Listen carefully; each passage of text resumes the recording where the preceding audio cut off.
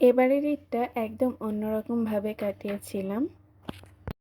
অন্যান্য ঈদে দেখা যায় যে সব কাজ সেরেও আমরা কিন্তু বাইরে ঘুরতে যাই, তো এবার আর তেমন ঘুরতে যাওয়া হয়নি। তো ঈদের পরদিন আমরা সবাই মিলে আম পাড়তে গিয়েছিলাম। আর এই ভিডিওটা করা ঈশানের বাবার দাদার বাড়িতে। তো ওদের গ্রামের বাড়িটা বেশ বড়, আর ঘুরতে কিন্তু আমার সবসময় ভালো লাগে। তো ঈশানের বাবা এখানে যে আম পাড়ছিল। ঈদের দিন আসলে এত বেশি কাজে আমরা ব্যস্ত ছিলাম যে ভিডিও করার সময় পাইনি। আর ঈদের দিন কোথাও বেরও হওয়া হয়নি। তো ঈদের পরপরই ভাবলাম যে আমরা সবাই মিলে একটু ঘুরে আসি, আর সেই সাথে গাছ থেকে আম এবং প্রয়োজনীয় জিনিসপত্র বাড়িতে গিয়ে আমরা সব গুছিয়ে নিয়ে আসি। তো সবাই মিলেই একসঙ্গে গিয়েছিলাম। আর আমাদের বাসা থেকে ঈশানের বাবার দাদার বাড়ি যেতে হচ্ছে খুব কম সময় লাগে, 10 থেকে 15 মিনিটের মধ্যে পৌঁছানো যায়। 5 থেকে 7 কিলোর মধ্যেই হবে আনুমানিক আমার আইডিয়া। শহরের খুব কাছে হওয়াতে ইজিলি কিন্তু এখানে আসা যাওয়া করা যায়। এই যে বাড়িটা দেখা যাচ্ছে, এটা হচ্ছে ঈশানের দাদা তৈরি করে রেখেছিলেন। তো পুরোটা কমপ্লিট করতে পারেননি, তার আগে উনি মারা গিয়েছেন। আর এদিকে যে গাছগুলো দেখা যাচ্ছে, এই গাছগুলো উনি নিজে হাতে আমাদের জন্যই লাগিয়ে গিয়েছেন।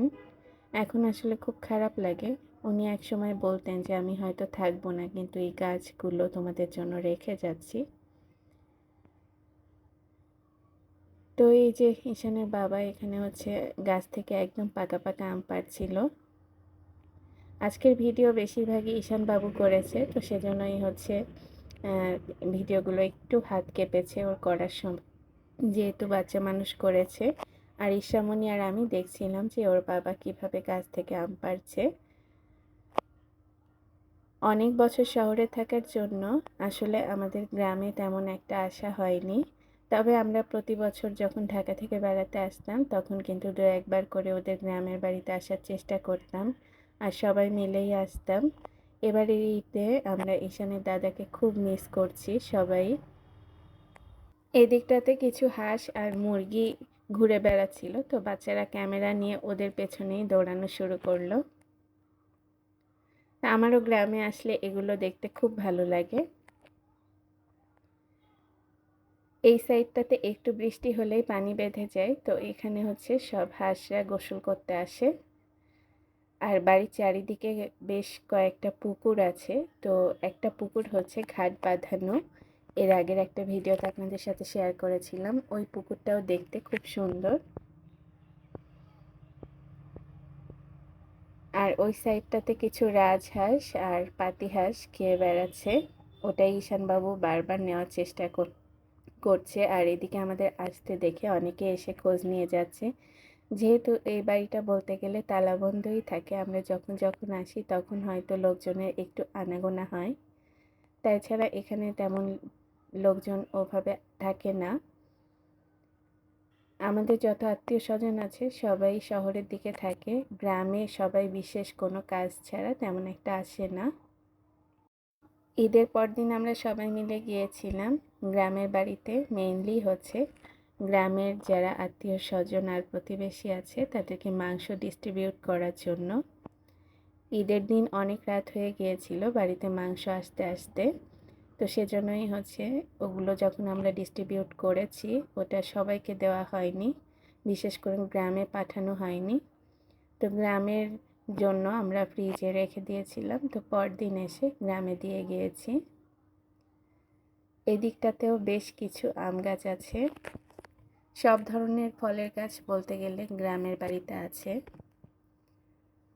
আর এই যে আমার ছেলে তো রাজহাঁসের পিছুই ছাড়ছে না, রাজহাঁস তার অনেক পছন্দ। ঈশামণির মতো ঈশানবাবু সব কিছুতে বায়না ধরে না, তবে ঈশানবাবু মাঝে মধ্যে 2-1টা বায়না ধরে, আর আমরা সেটা রাখার চেষ্টা করি।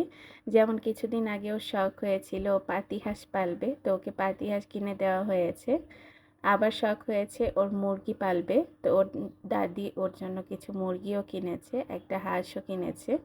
ওগুলোই বাসার ছাদে আমরা পালছি। আর এদিকে পুকুর ঘাটে এসে দেখলাম যে এখানে জাল দিয়ে কিছু একটা হয়তোবা করছে, আমার অবশ্য জিজ্ঞেস করা হয়নি।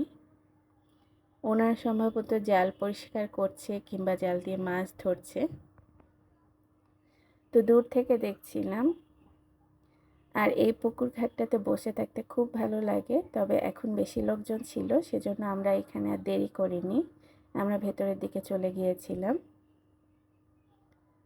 এখানকার ভিউটা আসলে খুবই সুন্দর, চারিদিকে গাছপালা আর মাঝখানে এই পানিটা একটু সবুজ সবুজ কালারের লাগে, যে কারণে দেখতে আরও বেশি সুন্দর লাগে। আমরা তো গিয়েছিলাম আম পাড়তে, আর এই যে দেখুন মাশাআল্লাহ অনেক আম পেড়ে নিয়ে এসেছি।